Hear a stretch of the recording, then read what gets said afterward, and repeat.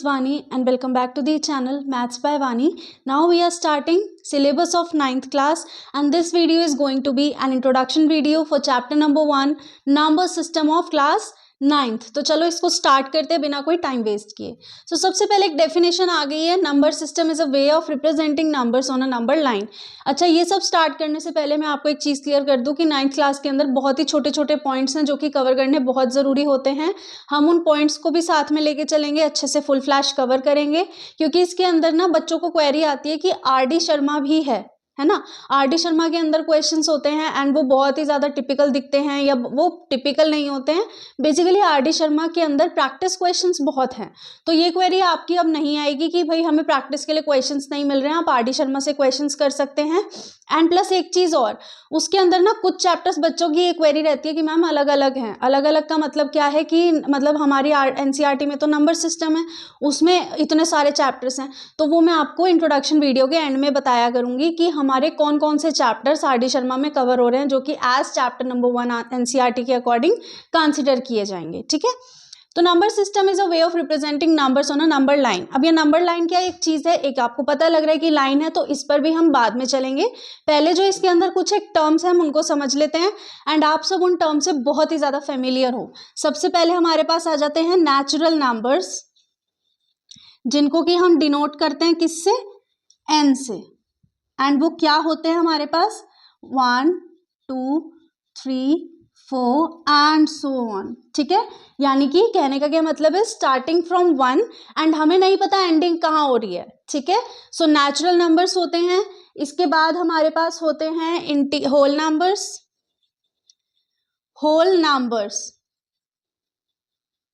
Whole numbers को हम W से डिनोट करते हैं. सो ये कौन से होते हैं हमारे पास, देखो starting from 0 1 2 3 and so on. ठीक है. होल का मतलब क्या है, सब कुछ कवर कर रहा है, यानी कि 0 भी इंक्लूड होगा होल नंबर के अंदर. नेचुरल नंबर के अंदर 0 इंक्लूड नहीं होता है, होल नंबर के अंदर इंक्लूड होगा एंड सो ऑन, मतलब एंड तक जा रहा है, हमें नहीं पता एंड कहाँ हो रहा है उसका. ठीक है. फिर नेक्स्ट हमारे पास आते हैं इंटीजर्स.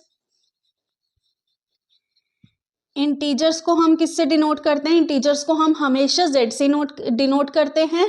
अगर आपको MCQ फॉर्म में पूछा जाए कि इंटीजर्स कौन से उससे डिनोट होगा तो आप Z पर ऑप्शन मार्क करके आओगे. ठीक है.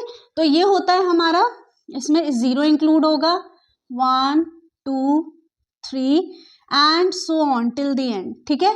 यहाँ से होगा -1 -2 -3 एंड सो ऑन. ठीक है.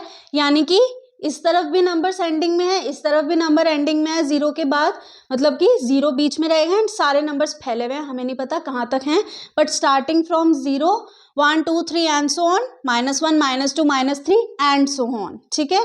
तो natural numbers, whole numbers, integers. इसके बाद हम आते हैं, एक और हमारी टर्म आती है, that is rational numbers. Rational numbers को किससे डिनोट करते हैं बच्चा, Q से. ठीक है. ये नेचुरल नंबर्स हो गए, ये हो गए whole numbers, these are integers and now we are talking about rational numbers. Rational numbers क्या होते हैं, ये आपने 8th क्लास में बहुत अच्छे से पढ़ा है इस चीज को. रेशनल नंबर्स हमारे पास होते हैं numbers that can be written in the form of P upon Q. P upon Q की फॉर्म में हम जिन नंबर्स को लिख सकते हैं उनको हम रेशनल नंबर्स बोलते हैं. Where P and Q are integers, यानी कि ये पॉजिटिव नेगेटिव दोनों टर्म में हो सकते हैं, but Q is not equals to 0. Q 0 के इक्वल नहीं आना चाहिए. ठीक है. वरना वैल्यू नॉट डिफाइंड हो जाती है. तो इसका मतलब क्या है, रेशनल नंबर्स हमारे होते हैं कि P अपॉन Q की फॉर्म में जो नंबर लिखे जाए एंड PQ हमारे क्या होने चाहिए, इंटीजर्स होने चाहिए, लेकिन Q 0 के इक्वल नहीं होना चाहिए, Q हमारा 0 नहीं होना चाहिए. अब बहुत से बच्चों के माइंड में क्वेश्चन आता है कि मैम हमें ना एग्जाम में क्वेश्चन आया था जिसमें मैम ने हमें ये पूछा था कि क्या 5 हमारा रेशनल नंबर है, एंड मैंने आंसर कर दिया कि ये रेशनल नंबर नहीं है क्योंकि ये पी अपॉन क्यू फॉर्म में नहीं लिखा है, और मैम ने मेरा वो आंसर कहा कि रॉन्ग है, ये रेशनल नंबर है। तो आप बताओ कैसे है बेटा? जब भी देखो सिंगल नंबर आ रहा है, इसके नीचे हमें कोई वैल्यू नहीं दी हुई, मान लो आपको 10 दिया हुआ है, ठीक है, और आपसे कहा कि क्या ये रेशनल नंबर है, ये रेशनल नंबर बिल्कुल होगा। क्यों? क्योंकि अगर नीचे अपॉन में कुछ नहीं है, दैट मीन्स अपॉन में 1 है ना। और ये कौन सी फॉर्म में लिखा गया? ये p अपॉन क्यू फॉर्म में लिखा गया भाई, p अपॉन क्यू, और दोनों ही इंटीजर्स हैं। q is not equal to 0, that means ये सिंगल नंबर अगर हमें दिया हुआ है तो दैट मीन्स वो हमारा क्या होगा? रेशनल नंबर लिखा जाएगा, ठीक है। ऐसे ही आपको बहुत सारे नंबर मिलेंगे कि 11 मिल गया, 30 मिल गया, यानी कि जो भी सिंगल नंबर आप देखोगे और उसके नीचे कुछ भी नहीं है अपॉन में, तो दैट मीन्स अपॉन में 1 होगा, वो p अपॉन क्यू फॉर्म में लिखा जाएगा। q is not equal to 0 होगा, दोनों इंटीजर होंगे, तो दैट मीन्स वो रैशनल नंबर होगा। अब एक टर्म और समझते हैं, वो है इर्रेशनल नंबर्स। रैशनल के बाद हम बात करते हैं इर्रेशनल नंबर्स की। रेशनल नंबर्स क्या थे? जो कि p अपॉन क्यू फॉर्म में हम लिख सकते थे, बट इरेशनल नंबर्स क्या होते हैं? Those numbers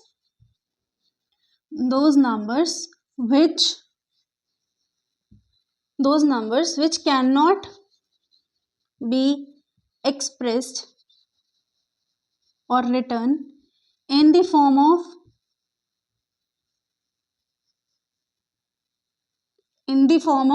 p upon Q, ठीक है। सीधी सी बात है, rational number p upon Q form में लिखे जा सकते हैं, बट जो इरेशनल नंबर्स होते हैं वो p अपॉन क्यू फॉर्म में नहीं लिखे जा सकते। एग्जाम्पल, √2। बच्चा कहेगा मैम आपने तो कहा था सिंगल नंबर होगा तो उसको हम अपॉन में 1 करके लिख सकते हैं कि ये रेशनल नंबर है। बेटा नहीं लिख सकते, क्योंकि ये रूट में है, एंड जो रूट होता है इसकी वैल्यू क्या होती है? 1 पॉइंट समथिंग समथिंग समथिंग जाती है, ठीक है। इसकी √2 की वैल्यू 1.414, उसके बाद वो जाता जा रहा है या रुक जाता है, ये एक लिमिट तक जाता ही जाता है। तो दैट मीन्स जहाँ डेसिमल आ गया वहां पर आप उसको, मतलब रूट के अंदर जो वैल्यू है उसको आप रेशनल नहीं ले सकते, वो इरेशनल ही रहने वाला है। जैसे कि पाई की वैल्यू 22/7 हो गई, या मतलब पाई की वैल्यू 2 है, ठीक है। हमें नहीं पता वो किसके बारे में बात कर रहे हैं, तो हम इसको इरेशनल ही कंसीडर करते हैं। इसके अंदर 2 टर्म्स आती हैं, नॉन रिपीटिंग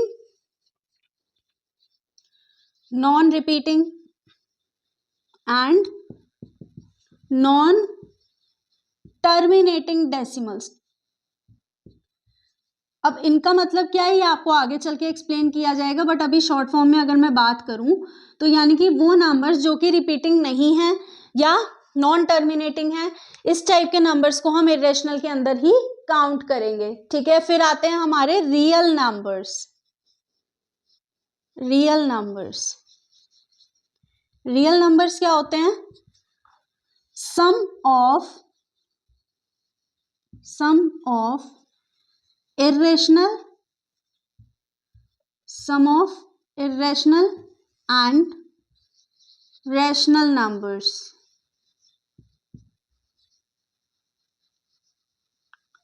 ठीक है। Sum of irrational and rational numbers क्या होते हैं? ये हमारे रियल नंबर्स होते हैं, एंड ये बहुत ही इंपॉर्टेंट अभी रहेंगे आगे, आपको जब एक्सप्लेन करूंगी। तो चलते हैं हमारे आगे वाले पार्ट पर। अब हम आ जाते हैं हमारी नंबर लाइन पर। A straight line with number placed at equal distance can be extended infinitely in any direction and is represented horizontally. Horizontally का मतलब क्या होता है? ऐसे लेटी हुई है ये लाइन, ठीक है। ये एक स्ट्रेट लाइन होती है जिसपे कि नंबर्स होते हैं प्लेस्ड एट इक्वल डिस्टेंस, यानी कि कहने का मतलब है अगर यहाँ पर 0 है, यहाँ 1 होगा, यहाँ 2, मतलब इक्वल डिस्टेंस पे नंबर्स प्लेस्ड होते हैं।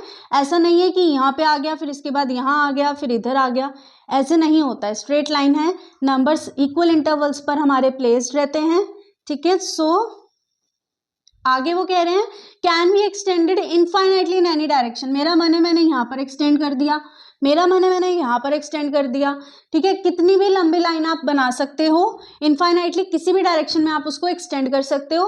And is represented horizontally, and ऐसे लेटी हुई यानी कि हॉरिजॉन्टली ही ये क्या होती है, रिप्रेजेंट होती है। अब यहाँ पर ये बात कर रहे हैं स्ट्रेट लाइन विद नंबर्स। अब कैसे नंबर्स के बारे में ये बात कर रहे हैं, कौन से नंबर्स आएंगे यहाँ पर कि हम यहाँ स्ट्रेट लाइन पे एक नंबर प्लेस करने वाले हैं, वो होते हैं रियल नंबर्स, ठीक है। सो रियल numbers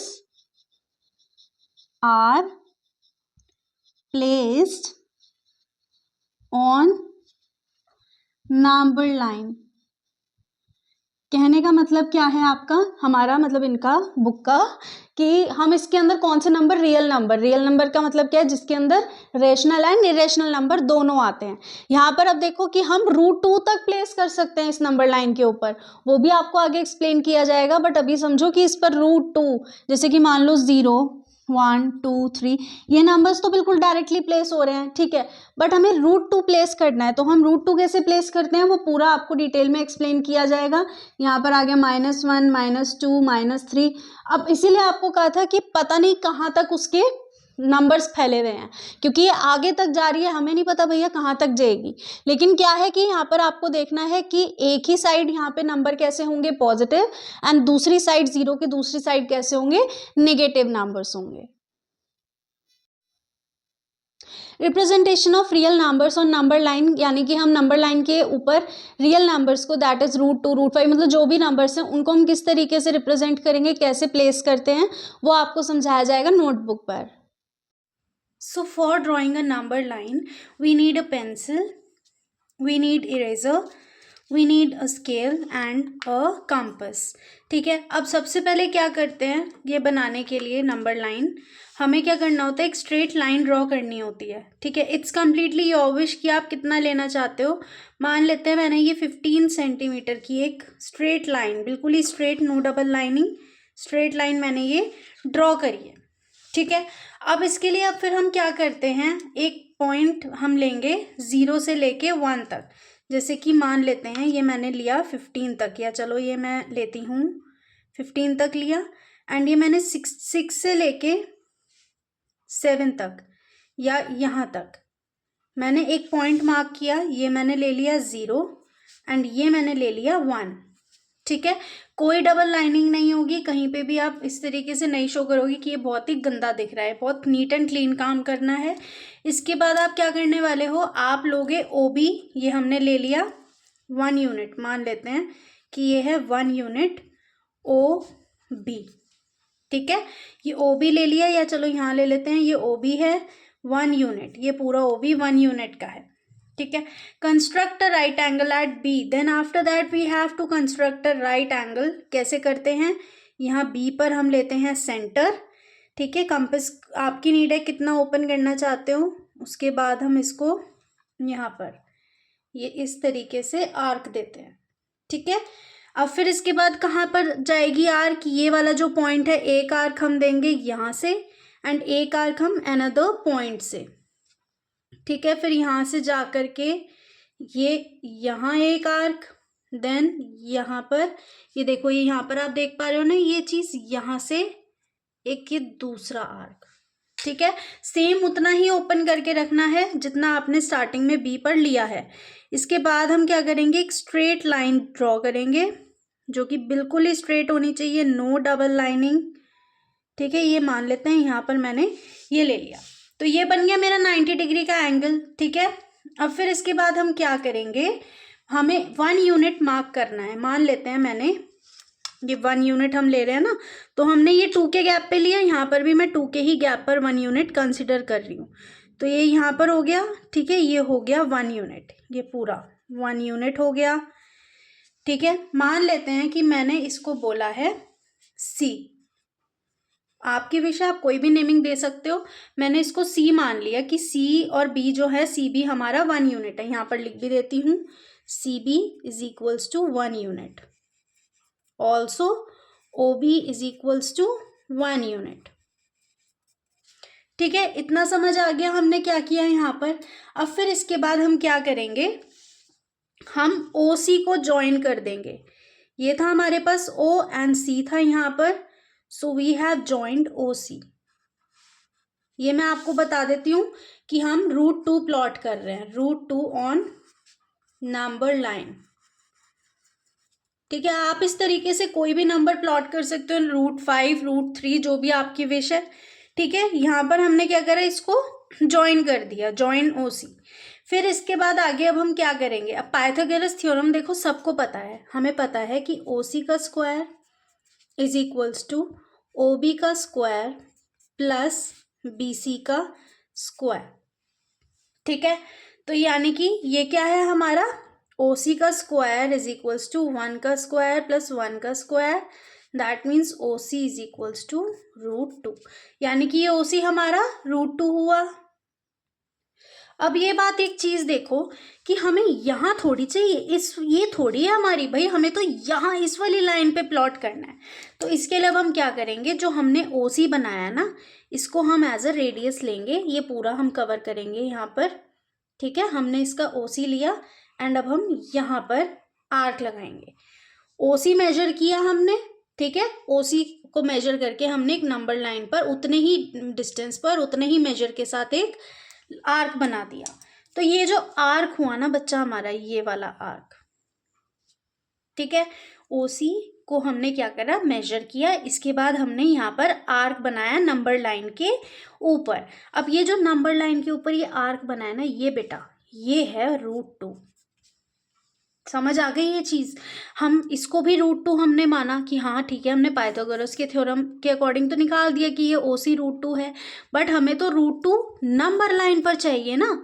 तो नंबर लाइन तो ये है हमारी, तो इसका हम आर्क मेजर करके, इसका हम डिस्टेंस मेजर करके उतनी ही आर्क यहाँ पर लगा देंगे, उतनी ही डिस्टेंस पर O पॉइंट से। ठीक है, तो जो O पॉइंट से लगेगी √2 वहां पर प्लॉट हो जाएगा। अब देखो हमें पता है कि √2 की वैल्यू होती है 1.414 एंड आगे समथिंग, तो यहाँ पर अभी देखो 1.414 समथिंग यहीं पर होगा, यहीं कहीं, तो ये हमारा करेक्ट हुआ। तो ऐसे ही आप बहुत सारे नंबर्स प्लॉट कर सकते हो। अब आप मुझे प्लॉट करके बताओगे √5 ऑन नंबर लाइन, ये आपका टास्क है। अगर क्वेरी आती है, कोई प्रॉब्लम आती है, तो वो भी मैं आपको एक्सप्लेन कर दूंगी, बट आप पहले खुद से √5 को प्लॉट करने की कोशिश करना। Now we are talking about decimal expansion of real numbers. ये जो हमारा डेसिमल एक्सपेंशन होता है रियल नंबर्स का, ये 2 टाइप्स में होता है। ठीक है, टेबल के थ्रू समझते हैं, एक फ्लो चार्ट के थ्रू है मुझसे कि कौन कौन से वो हमारे पास टाइप्स होते हैं। सबसे पहले होता है टर्मिनेटिंग नंबर्स, या बस आप अभी इसको टर्मिनेटिंग लिखो, एंड एक होता है नॉन टर्मिनेटिंग।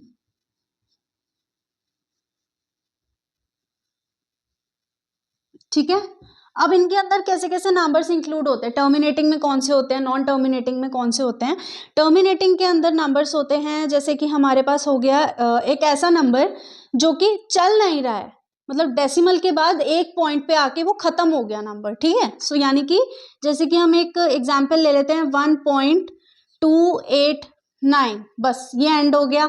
तो इस टाइप के नंबर, यानी कि जो बीच में एंड हो गए हैं, नहीं आगे चले जा रहे हैं, उनको हम कहते हैं टर्मिनेटिंग नंबर्स। टर्मिनेट का मतलब क्या होता है कि आपको देखो, कहते हैं ना आपको टर्मिनेट कर दिया गया है, यानी कि नंबर वहीं काट दिया, दैट मीन्स ये हमारे किस टाइप के नंबर्स होते हैं, ये होते हैं रेशनल नंबर्स।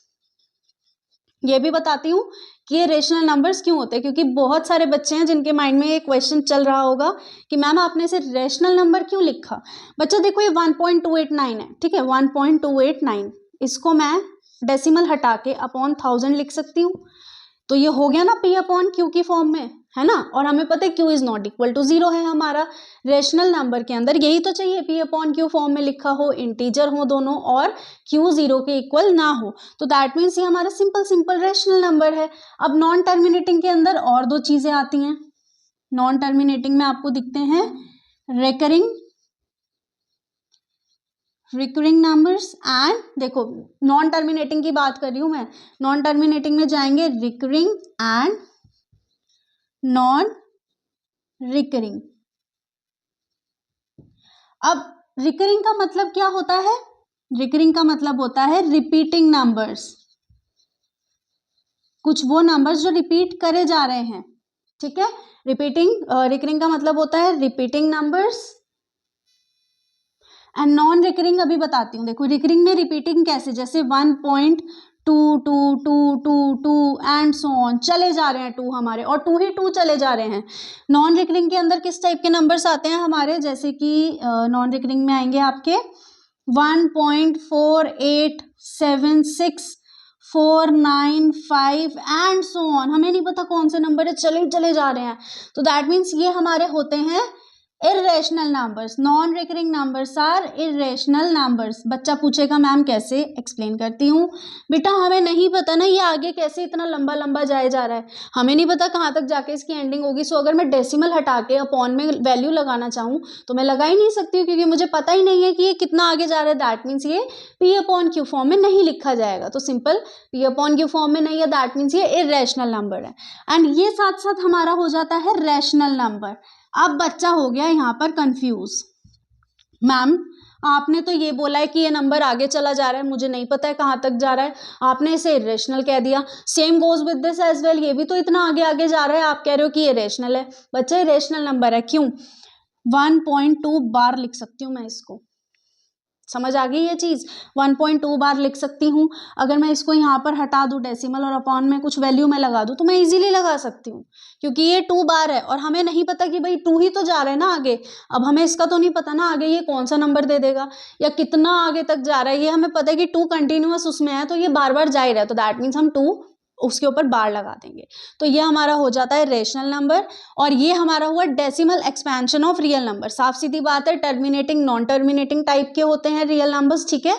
टर्मिनेटिंग में हमारे एक मतलब वो ऐसे नंबर जो कि टर्मिनेट हो गए हैं, ठीक है, एक वैल्यू के बाद उनकी वैल्यू काट दी गई, बंद होगी वैल्यू आनी। सो 1.289 या इस टाइप के नंबर्स हमारे टर्मिनेटिंग होते हैं, and these are rational numbers. Non terminating हमारे रिकरिंग, नॉन रिकरिंग। रिकरिंग आपको बता दिया है कि जिसमें कि रिपीटिंग, देखो ऐसे याद रखना कि रिकरिंग रिपीट हो रहा है, recur repeat, recurring repeating.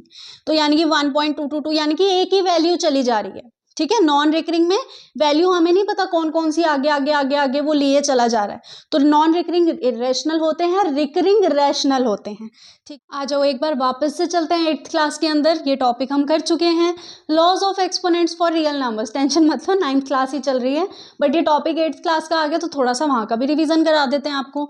Laws of exponent for real numbers, आपको पता है कि रियल नंबर्स के अंदर भी लॉज ऑफ एक्सपोनेंट्स लगेंगे। सो लॉज ऑफ एक्सपोनेंट्स आपको सब पता ही है, am into a n is a की पावर mn। मेरे साथ साथ आप लोग भी रिवाइज करोगे, ठीक है। ओ सॉरी, देखो यही गड़बड़ हो गई, am into A power n, base same है पावर अलग है, तो जब बेस सेम होता है तो पावर हमारी ऐड हो जाती है, am प्लस n, ठीक है। am upon a n, power अलग अलग है, बेस सेम है पर डिवाइड में है, तो यानी कि हमारी पावर हो जाती है subtract a power m minus n। a power m whole power n तो मल्टीप्लाई हो जाती है a पावर mn हो जाता है। a पावर ab की होल पावर n तो सेपरेट कर देते हैं a की पावर n b की पावर n। a पावर 0 मतलब कोई भी नंबर है उसकी पावर 0 है, that means is equal to always 1। a power -1 तो यानी कि 1 अपॉन a की पावर m, यहाँ पर जाएगा 1 अपॉन m, ठीक है। पावर हमारी पॉजिटिव में हो जाती है, हमेशा ये चीज ध्यान रखना, ठीक है। ये लॉज ऑफ एक्सपोनेंट्स आप 8th क्लास में भी पढ़ चुके हैं, यहाँ पर भी आपको एक्सप्लेन किए हैं। जैसे कि हमारी नॉर्मल आइडेंटिटीज होती हैं, वैसे ही हमारी रियल नंबर्स पर भी कुछ आइडेंटिटीज बनी रहती हैं। सो यहाँ पर आइडेंटिटीज 1 बाय 1 एक्सप्लेन करती हूँ। ए बी दोनों अंडर रूट के अंदर है, तो that means under root a into under root b. Example लेते हैं, जैसे कि मान लो अंडर रूट 2 है इंटू अंडर रूट 3 है, तो 3 2 जार 6, तो अंडर रूट 6, तो डायरेक्ट ये वाला हो गया एग्जाम्पल। अब ये अंडर रूट सेम है, ठीक है, सेम अंडर रूट के अंदर ए अपॉन बी है, तो अलग अलग कर दो, अंडर रूट ए अपॉन अंडर रूट बी, ये याद करनी है आपको क्वेश्चंस के लिए। अब फिर यहाँ पर आया अंडर रूट ए पूरा A minus B under root A plus B, ठीक है। तो सिंपल ये हो जाएगा आपका a माइनस बी। कैसे? इन दोनों को आप आपस में मल्टीप्लाई करोगे तो a माइनस बी बन जाएगा। यहाँ पर थोड़ी सी मिस्टेक है, ये इस तरीके से अपॉन में ये पूरा अंडर रूट अलग जाएगा, under root a plus under root b, ठीक है, अलग अलग बनेंगे तो ये a माइनस बी बनेगा। फिर ये आया a plus under root B, a minus under root b, इसको देखो अगर मैं मल्टीप्लाई करूँ तो ये हो गया a स्क्वायर, ठीक है, a square plus under root B, a minus under root B, a square plus under root B, a minus under root B, a square minus A under root B plus इसका multiply A under root B plus minus minus under root B into under root B is B. आप लोगों को पता है कि अगर under root same उसमें है, मल्टीप्लाई में है, तो यानी कि वो ब्रेक भी हो जाते हैं। जैसे कि मान लो मैं कहूँ कि under root two into under root two, तो ये हो जाएगा हमारा सेम ब्रैकेट, ये हट गए अंडर रूट, तो जो नंबर अंदर है वो सेम एज इट इज बाहर आ जाएगा। ठीक है, कैसे? अब under root two into under root two किया तो ये हो गया अंडर रूट फोर, अंडर हमें पता है कि 4 का स्क्वायर रूट तो 2 होता है, तो that means under root two into under root two is 2। जैसे जैसे आप क्वेश्चंस करोगे ना आपको ये चीज़ और क्लियर हो जाएगी। ठीक है, तो यहाँ पर ये कैंसिल हो गया, हमारा आंसर आ गया A square minus B, winner. ठीक है, अब यहाँ पर under root A plus under root B का होल स्क्वायर, फॉर्मूला जब आप इसके अंदर पुट करोगे ए प्लस बी का होल स्क्वायर का, तो आपका आंसर आएगा A plus B plus 2 under root A B. आप इसको ओपन करके देखोगे, ये आपका टास्क है, ये आपको एक मैं एक्टिविटी दे रही हूँ। Under root A minus under root B whole square, सब कुछ ठीक है, बस साइन चेंज हो जाएगा, A plus B minus 2 under root A B. ठीक है, ये भी हो गया हमारा आंसर, इसको भी आप ओपन करोगे, ये आपका टास्क है। अब हम स्टार्ट करते हैं रेशनलाइजेशन पार्ट, हमारा rationalising the denominator, last part है इंट्रोडक्शन का। ठीक है, इसके बाद इंट्रोडक्शन हमारा एंड हो जाएगा, फिर हम क्वेश्चन स्टार्ट करेंगे नेक्स्ट वीडियो से। सो यहाँ पर हमें पता है रेशनलाइजेशन का मतलब क्या होता है, removing the square root from denominator. अब मैं इसको आपको एक्सप्लेन करती हूँ एग्जाम्पल के साथ। एक एग्जाम्पल लेते हैं, under root 5 minus 2 upon under root 5 plus 2। ठीक है, अब हमें ये जो ये अंडर रूट है इसको हटाना है। ठीक है, बेसिकली स्क्वायर रूट है, इसको हमें रिमूव करना है।